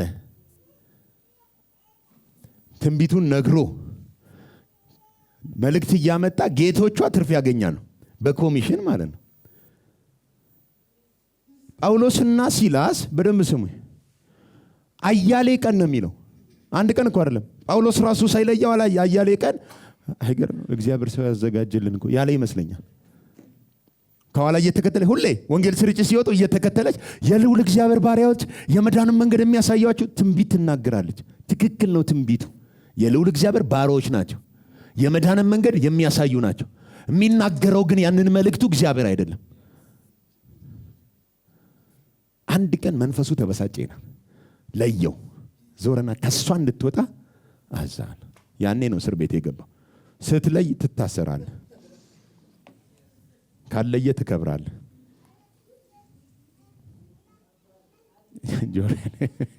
ልበ እሺ፣ አንድ ደቂቃ ጌታ ሆይ በሉት።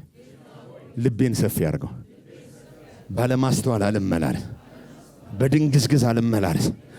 የቃልን ፍቺ እያጠናው፣ የቃልን ፍቺ እያወቅ በማስተዋል እንድመላለስ አይኖቼን ክፈት፣ ልቤን አስፋ፣ መጽሐፍትን ግለጥልኝ፣ አእምሮዬን ክፈተው። ልባቸው ሰፊ ነበር፣ ቃሉ ይሆን እያሉ መጽሐፍትን ምን ይሉ ነበር? እኔ በጣም ነው ጥያቄ የሚሆን። መጽሐፍትን መመርመር ራሱ ዕለት ዕለት ነው የሚለው። ምን ያህል በጣም ትጉ እንደነበሩ ይዋቸው። ይመረምራሉ መጽሐፍቱን። ኦኬ ፕሮፌሰር እያሉ አይደለም የሚሄዱት፣ ይመረምራሉ። አንዳንዱ መገለጥ ቶሎ አይበራላቸውም። እንዳለው ነው ወይስ አይደለም የሚለውን ሲመረምሩ ዕለት ዕለት ነው ቶሎ አይበራላቸውም። አንዳንዱን ከሳምንት በኋላ መጥተው አይገርምም የሰኞ ዕለታው ምናምን ትምህርት እንዴት አድርገህ እንዴት በራልህ፣ እኛ እኮ እንዳልከው ሆኖ አገኘነው ይሉት ነበር። በቅን ልብ የእግዚአብሔርን እውነት ለመረዳት ስታነብ ይበራልሃል። ልበ ምን ነበሩ? እሺ እንቀጥል እስቲ እንቀጥል። ቃሉን በሙሉ ፈቃድ ተቀበሉ። ቃሉን በምን አይነት ፈቃድ? በሙሉ ፈቃድ ምን አደረጉ? ዕለት ዕለት እየመረመሩ ቃሉን በሙሉ ፈቃድ ምን አደረጉ? ተቀበሉ። ኦኬ ምዕራፍ 18 ላይ እንግባሽ ጊዜ እንዳንፈጅ። ምዕራፍ 18 ቁጥር 24 በወገኑም ስሙት፣ በወገኑ የእስክንድሪያ ሰው የሆነ ኦኬ፣ በወገኑ የእስክንድሪያ ሰው የሆነ ነገር አዋቂ የነበረ ስሙት፣ ሰውየው ነገር አዋቂ ነው። የእስክንድሪያ ሰው ነው፣ ነገር አዋቂ ነው። ነገር አዋቂ የሆነ አጵሎስ የሚሉት ማን?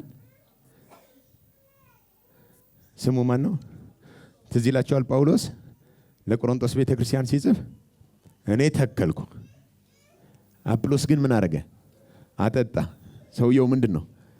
አጠጪ ነው። ያጠጣል ቤተክርስቲያንን። ማለትም ነገር አዋቂ ነው ነው የሚለው። በቃል ጉዳይ ላይ የእግዚአብሔርን ቃል ተንትነው በማስተማር ጉዳይ ላይ በጣም የሚገርም ሰው ነው እና የማጠጣት አቅም አለው። ይሄ ሰው ምን አይነት ሰው እንደሆነ እስኪ እኔ ነገር አዋቂ ነው አለን።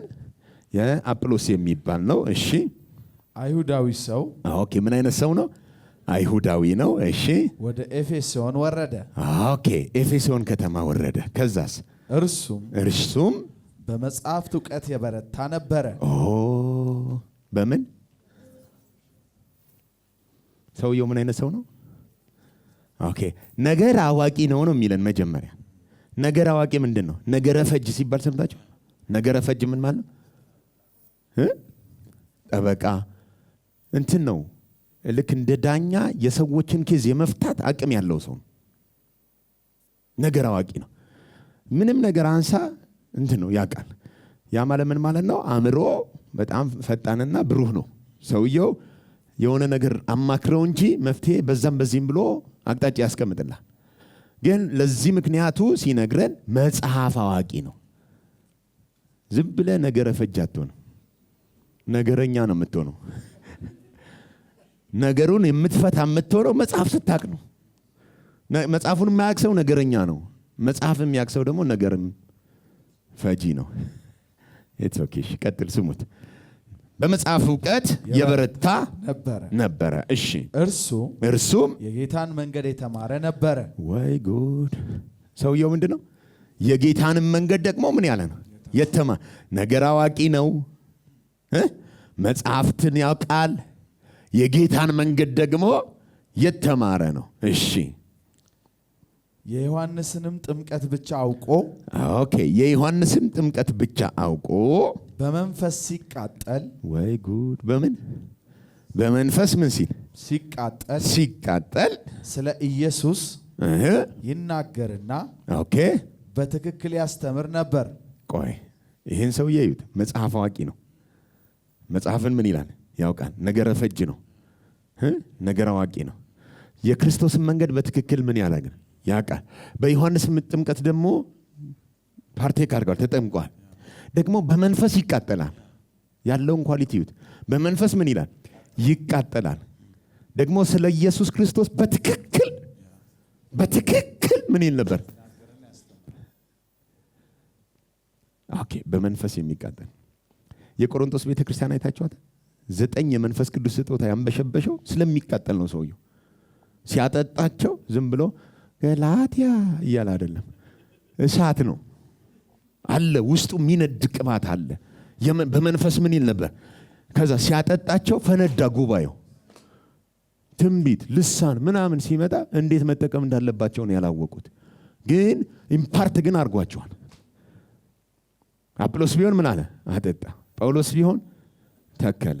የሚያሳድግ ግን እሺ እንቀጥለሽ። የሚቃጠለው ስለ ክርስቶስ ደግሞ በትክክል ምን ይል ነበረ? ያስተምር ነበር። እሺ እርሱም በምኩራብ ገልጦ ይናገር ጀመር። የት በምኩራብ ገልጦ ምን ያደርጋል? መጽሐፍ የሚያውቁ ሰዎች የት ነው የሚገኙት? ካፌ አይገኙ፣ ምኩራብ ነው የሚገኙ።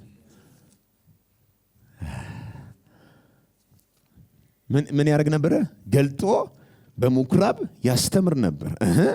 ጵርስቅላና አቂላም በሰሙት ጊዜ ጵርስቅላና አቂላም ኤፌሶን ቤተክርስቲያን ውስጥ ነው ይሄ ሰውዬ እያስተማረ ያለው። እነዚህ ጵርስቅላና አቂላ ደግሞ ቀድመው ከጳውሎስ ጋር ነበሩ። ቀድመው ከጳውሎስ ጋር ሲያሳልፉ ጳውሎስ ከሰው ያልተማረው ከመንፈስ ዓለም የተገለጠለት ወንጌል አለ። ከመጽሐፍ ጋር ትክክል ቢሆንም ግን ሌቭሉ የመገለጥ ሌቭሉ ዳይሜንሽኑ ከፍ ያለ ነው እና እነዚህ ሰዎች ከጳውሎስ ተምረዋል። አጋጣሚ ኤፌሶን ከተማ ስለነበሩ ጎራ ሲሉ ምኩራቡ ውስጥ ማን አለ? መጽሐፍ ገልጦ የሚያስተምር አጵሎስ። አጵሎስ ሲያስተምር ጵርስቅላና አቂላ ምን አሉ? በሰሙት ጊዜ ወስደው ምን አድርገው? ወስደው የእግዚአብሔርን መንገድ ወይ ጉድ! የማንን መንገድ? ከፊት ይልቅ በትክክል ገለጡለት። ይሄም አሁን አልገባኝ። ቅድም ስለ ኢየሱስ ክርስቶስ በትክክል ያስተምር ነበር። የጌታን መንገድ አውቆ ነበር።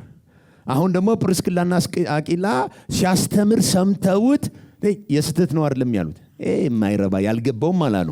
ሲጨርስ የእግዚአብሔር ሰው ወይኔ ዛሬ ያስተማርከው ቃል ልነግርህ አልችልም፣ ህይወቴን ነው የነካው።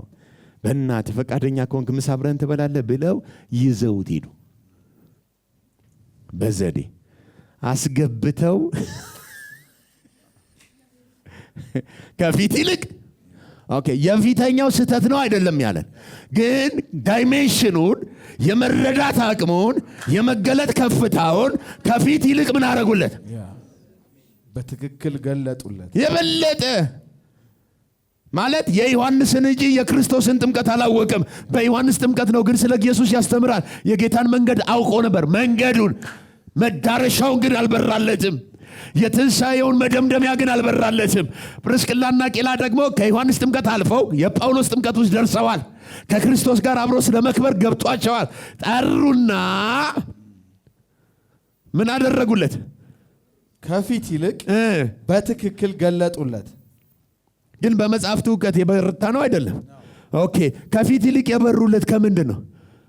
ይታየኛል፣ ስታስተምር ይታየኛል፣ ካፍህ ሰይፍ ይወጣል እያለው አይደለም እኮ የነገሩት። መጽሐፉን የሚያቀውን መጽሐፍ የሚያስተምረውን መጽሐፍ ምናልባትም የዛን ቀን የሰበከውን ጉባኤ ላይ ያንኑ ቃል ይሰው ወደ ላቀ ዳይሜንሽን ምን አደረጉለት? በጌታ በኢየሱስ ኦኬ፣ ሁለት ሰው መሆን እንችላለን። አንደኛ እንደዚህ ሰው በመጽሐፍ እውቀት የበረታን ማስተማር የምንችል መሆን እንችላለን። ካልሆነም ደግሞ መድረክ ላይ ባትቆም እንኳን ጉባኤ ውስጥ ቁጭ ብለህ ፕሪስኪላና አቂላ መሆን ይሻላል። መንገዱን ተረድቶ ሐሳቡን ተረድቶ ጠርቶ የሚገልጥ በስውር የሚያበራ ሰው መሆን። ጳውሎስ ተለየውት ያለው ለዚህ ወንጌል ነው። እኛም የተለየነው ለዚህ ወንጌል ነው። ያመንነው ወንጌል በመጽሐፍ አስቀድሞ ምን ያለ ነው? እግዚአብሔር ዓይናችንን ይክፈት። አሜን። ክብር ለስሙ ይሁን። አሜን። ከፊት ይልቅ ነው የሚለው። ስለዚህ አሁን ካላችሁበት ይልቅ ነጋችሁ ያማረ ይሁን። አሜን። ነጋችሁ የበራ ይሁን። አሜን። ከዛሬዋ ምሽት በላይ ነገ ስትነቁ ሌላ ዳይሜንሽን፣ ከነገ ወዲያ ስትነቁ ሌላ ዳይሜንሽን፣ ዕለት ዕለት መጽሐፍን የሚመረምር በሙላት ወደ ክርስቶስ የሚያድግ የጸጋው መንፈስ የሚያረሰርሰው በመንፈስ የሚቃጠል የማይዘገይ ሰው ያርጋችሁ። አሜን። ከፊት ይልቅ የሚበራለት ሁሌ ከትናንትና ይልቅ ዛሬ የሚሻል ነገር ላይ የሚደርስ ሁሌ በመረዳት የሚልቅ ፈዞ የማይገኝ እንዲህ አይነት ትውልድ ያርጋችሁ። አሜን።